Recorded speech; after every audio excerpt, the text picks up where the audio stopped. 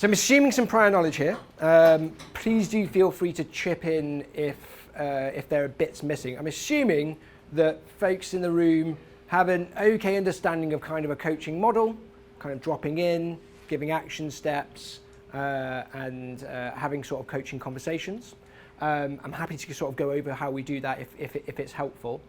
And wanted to instead, a bit of a more niche session, spend some time thinking about this, because it's probably an area where the evidence is kind of less strong or less clear, and yet it seems to have the ability to nobble our kind of coaching approach in schools. And if you coach for long enough, if your school tries to scale coach wide enough, it's almost inevitable that this is something you're going to bump up against. So my name's Jon Hutchinson. I work for the Reach Foundation now. Our school is Reach Academy Feltham in Hounslow in southwest London. I taught there from 2015 until last year, and I now work with other schools across the country developing cradle to career models. Part of that is getting great teacher development through instructional coaching. Our school's 2 to 18. Louder. Oh gosh, that fan, sorry. Our school is our school's 2 to 18, so we have children from 2s in nursery right up to 18. I'm a primary school teacher. I was trained as a primary school teacher, worked as an assistant head at our school, and was also a teacher in our sixth form, taught an A-level. So had the wonderful opportunity to, in the same day, sort of be in our 2s room and then go up with some 18-year-olds and see sort of like what's different, what's the same. Not that different is my experience of that. Our school has always had a coaching program, so it opened in 2012, the first free school round, and right from the start, the founders, Ed Van Kare and Bex Kramer, 2 teachers, had this kind of this bet that we hear a lot about now, which is that teacher quality, the teacher in front of the children is the thing that matters the most. And they're quite honest, that meant that we didn't think deeply about curriculum for quite a long time. We had levels for a while after they were abolished, and I remember sort of challenging Ed about that, and he said, look, we have such limited time. Are you in the next half hour going to invent something better than levels across primary assessment? And if you're not, we're going to spend that time doing things that we think matter more, i.e. having conversations with teachers about their teaching strategies. And so we try and be as honest as possible about trade-offs, because it's always trade-offs, right? And it bothers me when people pretend that you're going to get extra for free. You're not. This takes time to get right, and you have to not do other things in order to do that, and we should be honest about it. I was a pretty mediocre coach. I was quite good at being coached, I think, but I was a pretty mediocre coach. I spent about four years doing it. And at our school, we were quite lucky in that there were very few teachers who weren't coachable. But it still happens sometimes, and some of what I'm going to talk about is sort of like what we sometimes saw in those respects.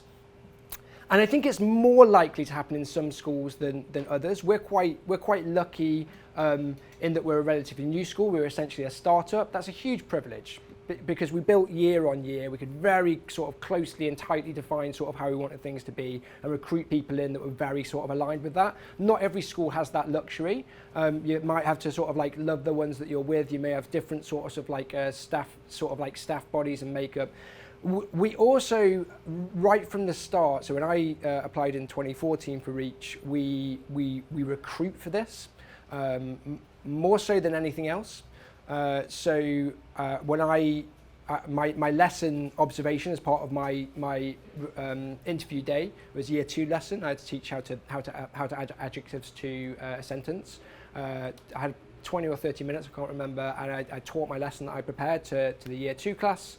And after it finished, Ed took me outside and gave me a coaching conversation. I didn't realise it then, but that's what it was. He sort of told me some of the things that he thought worked really well, and then asked me about when the kids went to do their independent practice. He said, "You set the kids, you taught them, you set them off on their independence practice. What was your sense on? What was your sense at that point of which kids were kind of like really ready to sort of like nail that task that you gave to them?" And how did you know? And obviously my answer was, I'm not sure, and I didn't. And so we talked a bit about some possible strategies that might help to address that, and landed on a quick sort of hinge question, giving them a try with one that's relatively easy after the teaching, getting them to write their answers on the mini whiteboards, and then only sending the kids off that were successful to their tables. And so he said, great. The other year 2 class is just next door. So if you want to gather yourself for a minute and then go in and have a go at doing that. And then in the interview afterwards, he sort of, he said that was a bit mean, wasn't it? How was that for you though? How was that experience? Because if you come and work at Reach, you're going to get that every week. All of our teachers do. Welcome. There's not, so you'd have to stand. I don't know. It's hot. It's not that good. He took a quick assessment and he's like, it doesn't look that interesting. And so very open and upfront, that's what you'll get every week at Reach, and we're far less interested in how good you are as a teacher now. We're much more interested in how open teachers are to developing. And that's the kind of, we don't believe that there are any superhero teachers here at Reach. We believe that teaching education is a team sport. And so all of us are trying to get as good as we can possibly be and help other people to do it. That means that we tend to not have to rub up against this as much. And I'm challenged on that sometimes when I'm working with other schools doing coaching. It's easy for you at Reach. You have all these people who are sort of like open to it. And my answer to that is yes, true. And like check that privilege straight away. But you can get there, and what I'm going to try and talk about today is nothing is going to fix all of your problems by the end of the school year or by Christmas even. You can get there bit by bit. If you started doing that, for example, all of the teachers coming in would be more open to coaching. It would be likely, and slowly you start to build that culture, and you build from a kind of a position of strength going outwards. So everything I'm going to talk about is going to be unsatisfyingly slow, measured, calculated, because in our experience that is what gets a really sustainable culture of teacher development, rather than sort of like mad quick initiatives that are going to try and solve everything really quickly. But this is very likely to happen, and so I guess all of that's to say, as an opening gambit, like we do believe that coaching is a gift. We believe that teacher development is a gift. We think every teacher deserves it.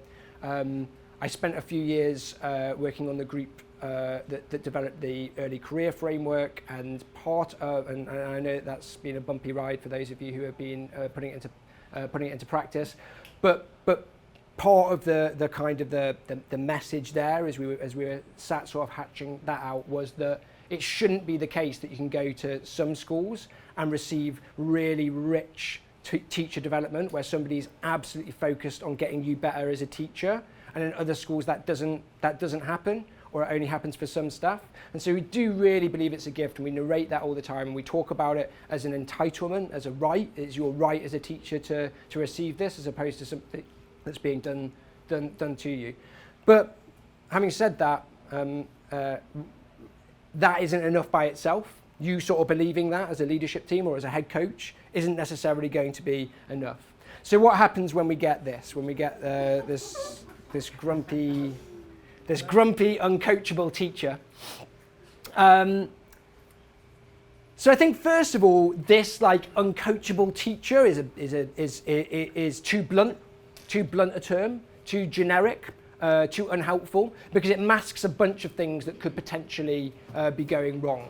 There isn't just one kind of like, oh, I don't want to do it, uncoachable teachers. So I wanted to kind of lean on a medical theme as we go through. I want to sort of talk about a kind of a diagnostic approach to what might be happening, and beginning really with as clear and granular understanding of the symptoms that you're seeing and what they might indicate, and then what you might do. Because I don't think it's just a simple flow chart of like, you see this, you do this. It's going to be different depending on what you see. So what might it be? And feel free to throw in any others that you've seen.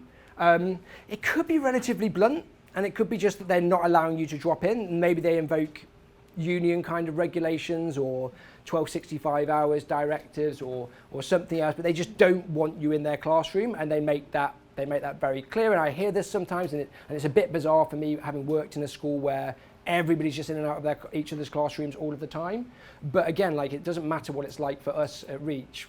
If this is truly going to be a kind of a scalable approach to helping all teachers to get better, and therefore all kids to get better teaching, then we need to take all context into account. And there are schools and there are teachers where this is going to be the reaction. I don't want you in my classroom.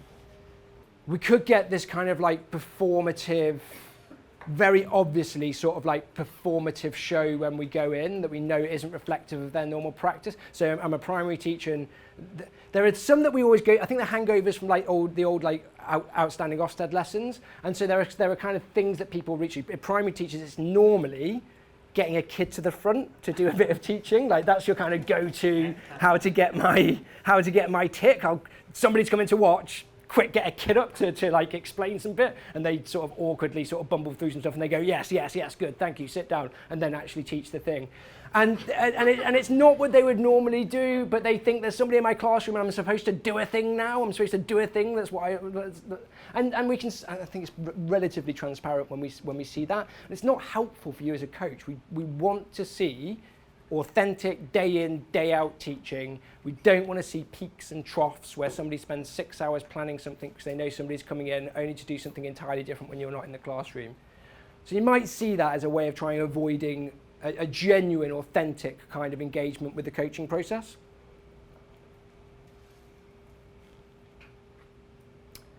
Could be that they just flatly disagree with you in a coaching conversation. I think you're wrong. You told me that you think that this would help more kids to be successful, or you think this would make the explanation clearer, or you think that this assessment would be more accurate. And I just don't agree. I think that you're wrong, and I'm right, and I was right to do a thing.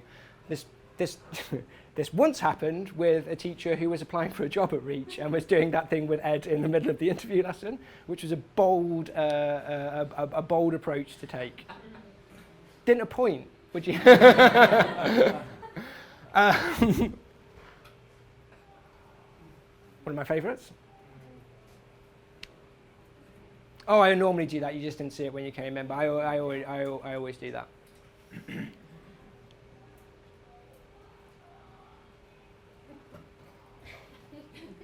There's some recognition, like on people's. A really kind of makes you feel really small as they like really, in quite a patronising way, go, yeah, that's a good idea, isn't it? Yeah, okay. Oh, shall I ask them if they understand? Should I? Oh, yeah, thanks for that. Thanks. Yeah, definitely do that. Give that one a try. Give the old asking questions a try. Thanks for that one. You were channeling someone then. Consistently ignores action steps, so kind of goes through the process but just doesn't do the thing. Behaviour doesn't change in the classroom. There's no embedding of practice in terms of what you're trying to do.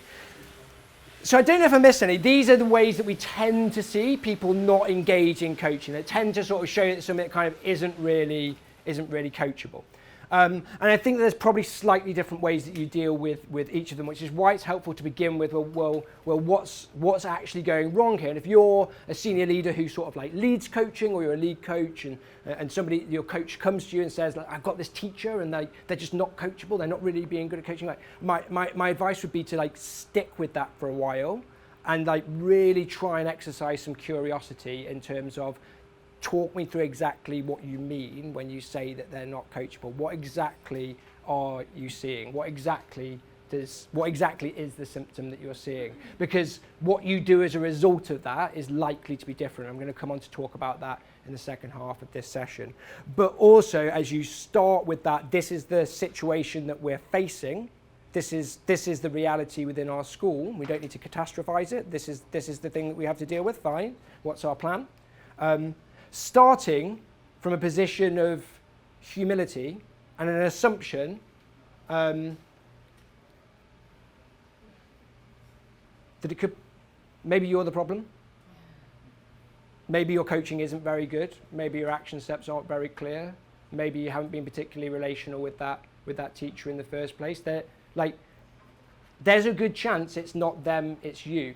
And anyway, if you are going to change it from the situation it's in at the moment to where you want it to be, a teacher who likes you coming into their classroom, having conversations with you and changing their teaching practice as a result, it is going to have to be you that changes in some sort of a way. they're not engaging with the way that it's currently working, and they're in their classroom all day with the kids all day, and so if they just don't want to do your action step, they're not going to do it unless something changes, right? They're just not going to, and you can't be in there with them all the time. And so maybe it's you, and starting from that position is quite helpful, I think, as I said, it's kind of like a humility check. And then beginning from like, so now what am I currently doing and what do I potentially need to do differently? That's what we're going to talk about. And this, as a kind of a diagnostic tool, you may have seen this in some other sessions, doing the rounds recently, and I think it's a tremendously helpful model. So it's the EEF's implementation cycle. If you're doing anything in a school, this is a relatively useful kind of like model to follow. And when I've been working with schools in the past where, we launched coaching in September and it's not working, like coaching conversations aren't happening, the coaching conversations aren't very good, people aren't dropping in, you can almost always trace it back to something that's gone wrong along this cycle. And so I think it's quite a useful, almost like a checklist, diagnostic check, like what didn't we do here or what didn't we do well, because it's almost certainly something on here.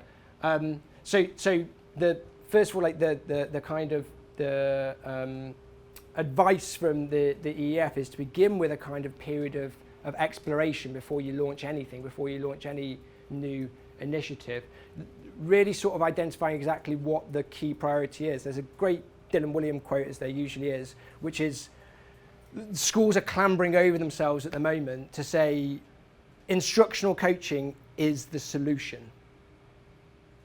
What's the problem? And if you're starting with a position of we're going to do instructional coaching because we've decided that's a thing that we're going to do, it's much more difficult to sell to people. It's much more difficult to explain why this particular initiative has been selected. So really beginning with this is what we think we would like to change. This is how we'd like our school to be different and why. And then narrating as much as possible, like what are the ways that we could possibly do that? Instructional coaching will be one of them. But it's probably not the only one. It's a form of professional development. There's nothing really intrinsic within it. You'll probably heard about mechanisms in other sessions which start to get a bit more to like this is what's likely to improve outcomes. But instructional coaching as a form could be used for ill as much as good, right? You could use an instructional coaching model of delivery to get everybody to do really silly things. You could decide we're going to launch learning styles in every classroom. We're going to use instructional coaching as a way of kind of like launching that. So just start saying like we're doing instructional coaching because we're doing instructional coaching. We haven't really considered anything else because we've decided that that's what's interesting on Twitter at the moment, or that the DFE and Ofsted seem to be talking about. Begin with this. We started with our kind of our priority or our issue we wanted to address. We looked at a number of different things and maybe inviting kind of which of these seems to be to you within the staff body the best way of approaching.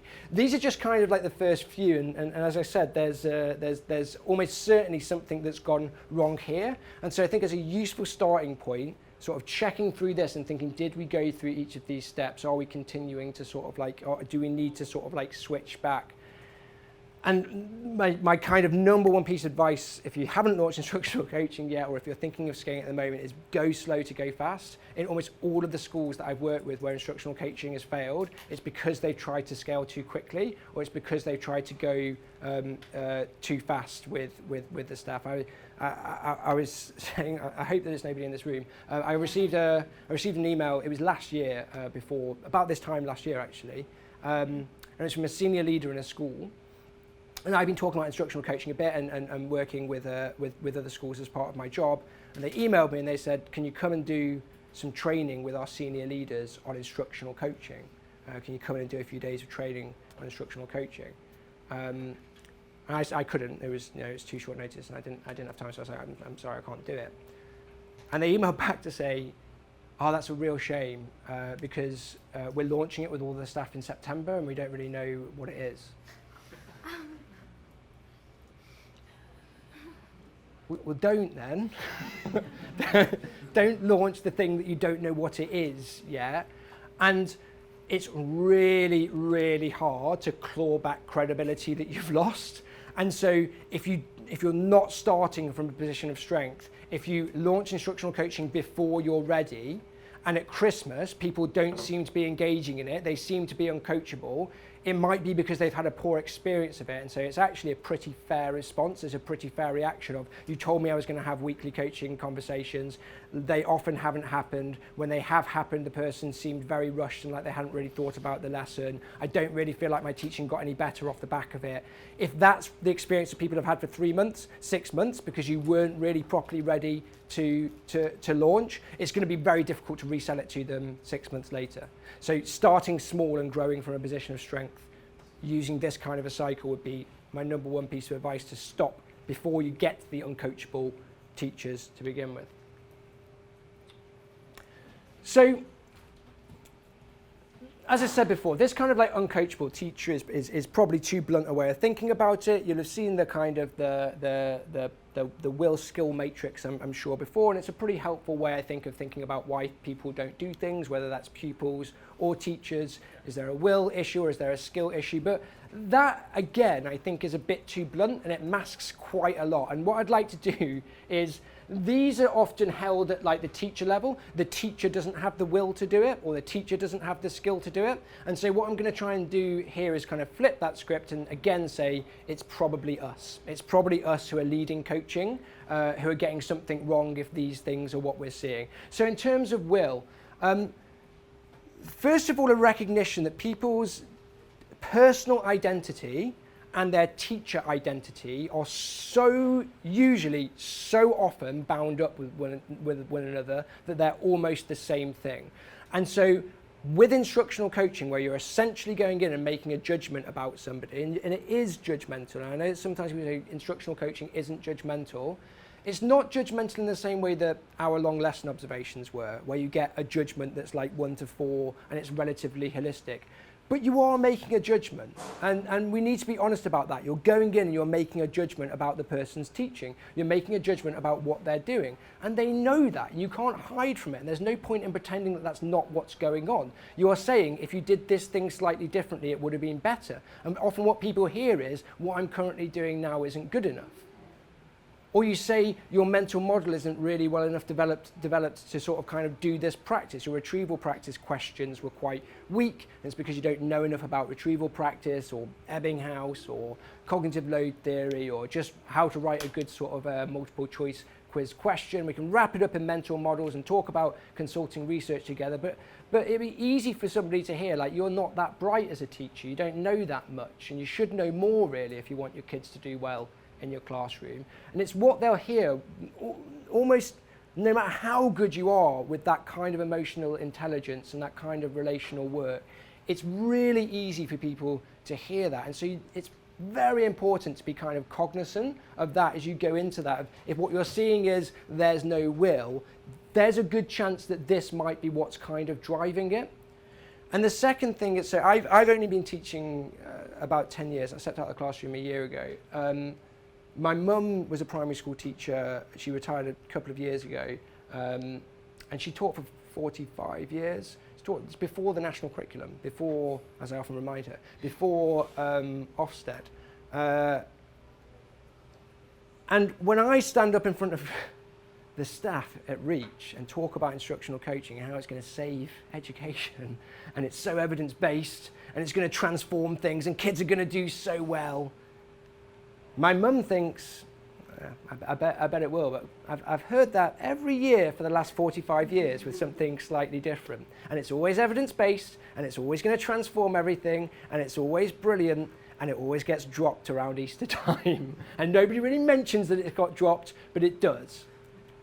And so there may well be members of staff in your school who have this kind of initiative fatigue, especially after the last few years where we've been relying on the goodwill of our teachers so much. There's been a blitz spirit since March 2020, which hasn't really let up. And goodwill is kind of depleting. And so laying like another initiative on people's doorstep that they have to think about, and it's going to take up more of their headspace and potentially more of their time, is a big kind of ask. So I want to, as I said, flip this kind of script of that, you know, they're not a team player, they're not on board, they have a lack of will in doing this thing that we think is great. It may well be that one of those sorts of things are driving it.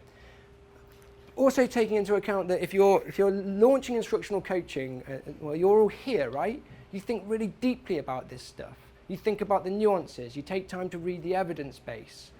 You think about how the policy is going to work and the logistics of it. But for many teachers, their experience of it is going to be a line in an email or an announcement in a morning briefing. And there won't be the recognition that this is something that's been thought through really deeply and there's a clear, logical sort of like long-term plan for that. And it's easy for us to, just as with teaching, the kind of curse of expertise, it's easy for us to forget that, well, I'm on board with this, I've got loads of will because I've done all of this thinking and had all these conversations. Why aren't they? Well, because they haven't been party to that. They haven't been through that same journey. They haven't spent time thinking about the pros and the cons and how it might go wrong and how are you going to address it. Skill. So that might be why this may be as well. And hold these in your mind because I'm going to get to three sort of solutions, three things that seem to have worked in our experience. And part of it is about matching up the kind of the right solution with the right problem, beginning with the assumption that it could be you. So that's the will. What about the skill? The teacher, they're kind of like they're okay with coaching. They're letting you in their classroom. They're kind of having conversations with you that seem to be going well. But their teaching isn't getting any better. You're going in and the sorts of things that you're talking about either aren't happening in the classroom or they're happening badly. So again, to like flip that back onto you, I'm attacking my audience quite regularly in this session, there's a good chance it's one of these two things. Your action steps are crap, and that's why they're not doing a very good job at implementing the action steps, or that you don't have a clear model of excellence. There isn't a really clear understanding in your school, shared amongst staff, of what really great teaching and learning looks like. And I'm afraid that printing off the Rosenshine poster and putting it up in the staff room isn't an acceptable substitute for that. If somebody's not implementing an action step, it's probably that the action step is too big, it's too vague, it's not possible, it's not feasible, and that's the reason that they're not doing it. Break it down further. Break it down to its smallest possible parts. It could also just be that it's something where it just feels really irrelevant, and we got to that symptom of it's the wrong action step, and we all kind of like laughed at that, or they disagree with you, but you know, maybe they're right. And I do, I'm afraid, like go into schools and see coaches where it's not instructional coaching. What they're doing is they're going into a classroom, watching for 5 minutes, and then later on saying you could have done more cold calling, because cold calling's easy, right? It's super, like you can observe it really easily, and there's a good chance that's not the highest leverage thing. That's not that wasn't really addressing a problem. They didn't go in with a deep sense of curiosity of what is this teacher trying to achieve in this lesson? What's their kind of goal? What's the best way of kind of achieving that? What's the kind of the gap between what they're doing and what might help? And there's a real laziness, and teachers know there's a real laziness to saying cold calling or threshold. And you might as well just flick open TLAC to a random page and say that one, if that's what you're going to do. Like, don't go through the whole like pretensive sort of like coaching. If you're going into the classroom, there's a reason for that, and it's so you can be curious and speak to children and look at books and see some teaching and think through deeply and begin a conversation from a place of curiosity, which means it's very unlikely that cold calling is going to be the answer. So, these I don't think it's exhaustive, and I'm going to ask you to help me in a little bit to kind of like polish this and populate it a little bit further, and I won't credit any of you, but it'll be a much better presentation as a result of it.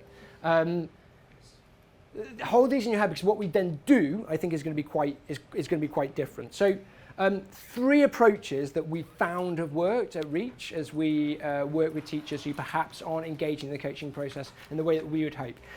The first is honey, Sledgehammer, and Simba. They're the 3 approaches. Okay. So the honey approach, you catch more flies with honey than vinegar. That's kind of the idea. Softly. So it can be quite disarming to be asked.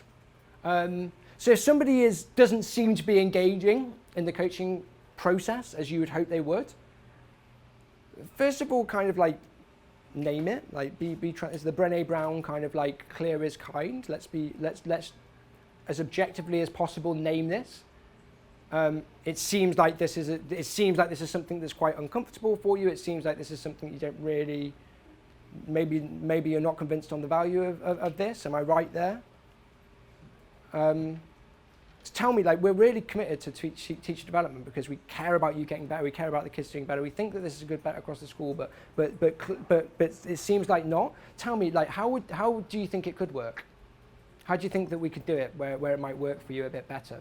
It can be, like, maybe they say, I don't know, but it's quite disarming to be asked, to be invited into the conversation, and they may well come up with something that's perfectly acceptable for you and that you can proceed with that kind of a model. Maybe again with a view of like the long term, a view of moving to something that's a bit more aligned across the school.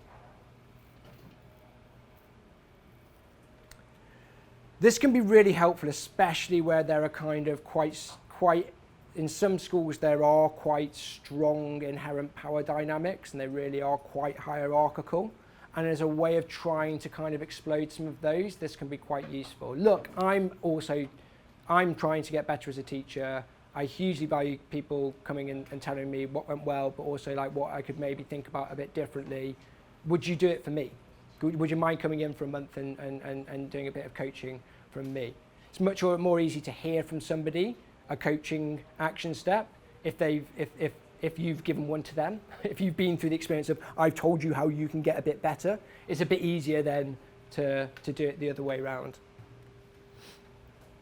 And kind of linked to that, you might not go for an immediate kind of like coaching model of I'm your coach and you're your teacher. Maybe you spend a bit of time doing a kind of reciprocal model. I think they do it at South Bank at the moment as standard. It's not something we do at Reach.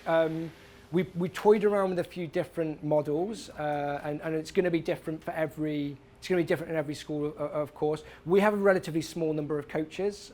We've done that for a couple of reasons. One is we think coaching is really, really hard, and there are very few people who have both the kind of like the bags of emotional intelligence that's required for it, a really clear understanding of some of the underpinning sorts of models, like theories of learning, a good kind of like forensic pedagogical sort of radar as they go, and we just think that those people are quite rare, and if we go for a reciprocal approach, the chances of there being quite a bit of inconsistency and the chances of there being somebody who doesn't receive the kind of coaching that we're probably promising them is larger. However, I know there are other schools that do a reciprocal coaching model and it works really, really well, and Steplab obviously helps with that because it provides that scaffolding in terms of some of the action steps. But maybe you say, like, let's coach each other, let's do alternate weeks. I'll coach you for a week and then you coach me for a week. That might be a way of kind of like getting into it.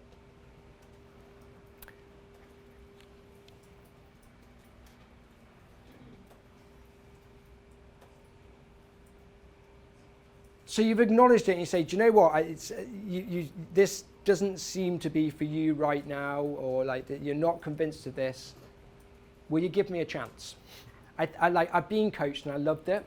Will you give me a chance to do it for you? And do you know what? In a month, if you still hate it, then we can adios, like no problem. But just give me a chance to kind of like go through this process with you, and we can talk about how it's going after that.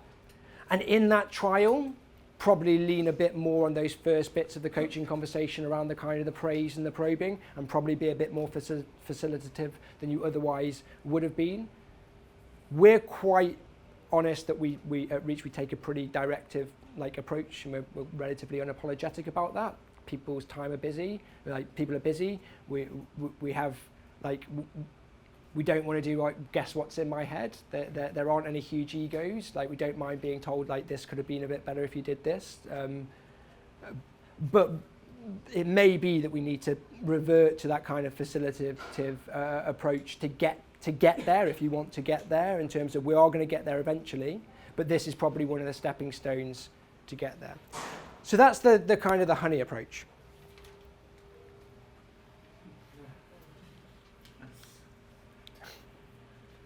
It's kind of icy silence. The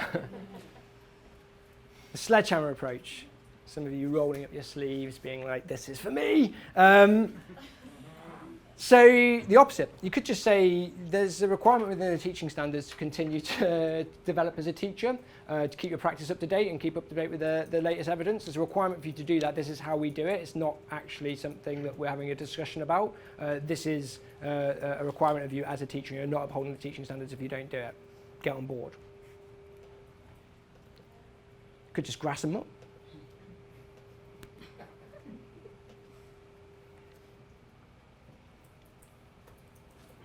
If you decided as a school it's non-negotiable, then you just don't pretend it's not. This is, look, whether you like it or not, this is something that's going to happen. We're going to do this every week, and everybody is.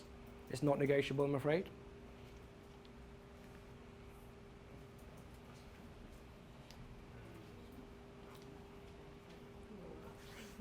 Get their data, get their kids' books, maybe use video. I'm quite confused because you're not engaging in this process, and yet outcomes in your class were not the strongest in the school recently, and so I'm confused as to why you wouldn't want to work harder on getting better for your kids.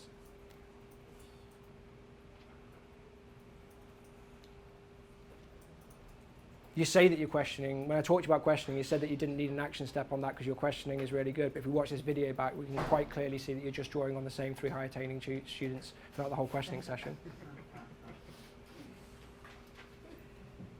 Love the sledgehammer. I don't like it. I don't like it. Never used it. My favourite, I think, is the Simba Approach. Run away and never come back. So again, be honest, be open, be transparent. Name it. Something's not working here.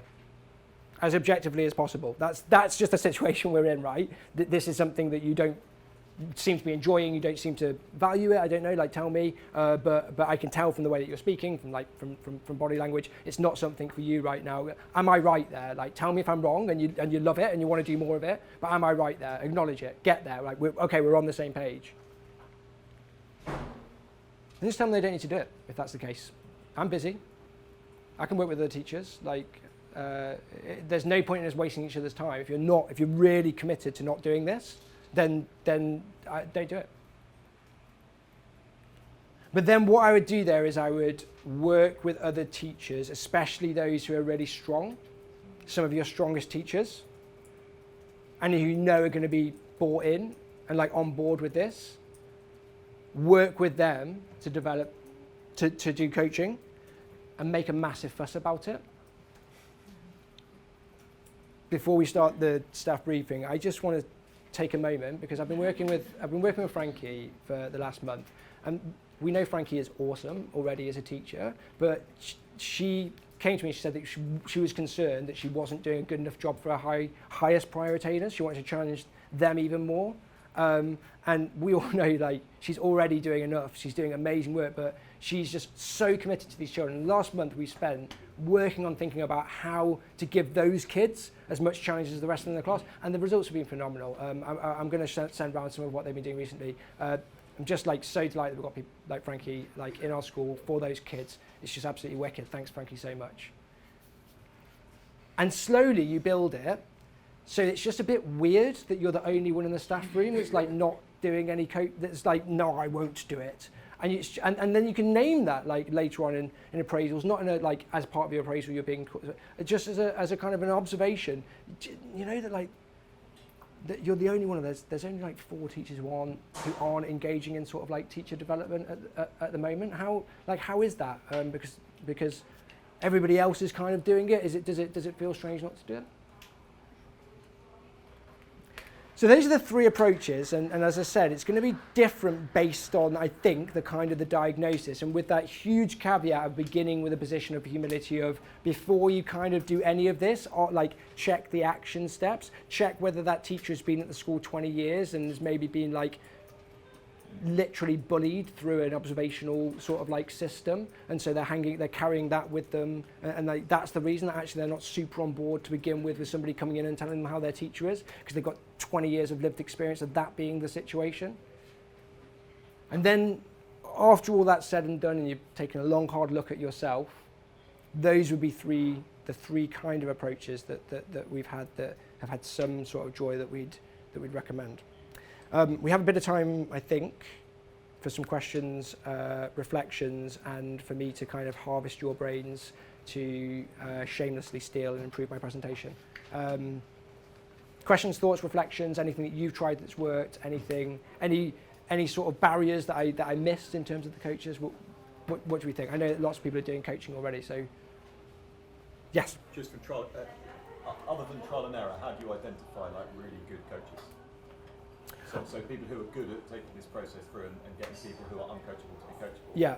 Do you have a process, or is it So, a bit of trial and error? So, 3 things. One is the best way to develop good coaches, in our experience, is for them to be coached by somebody that's good. And that's why we're saying, like, take your time. Don't say these are going to be our 20 coaches next year, and give them some training and expect it all to be good. We think it's much better have one person who's really good at coaching, get them to coach 3 people for half a term, and then get those 3 people to coach the next 3 people for half a term, because being coached really well is one of the best ways of doing it. Then ongoing, we do coach coaches. So as a coach, I was coached by Tilly. We did that a few different ways.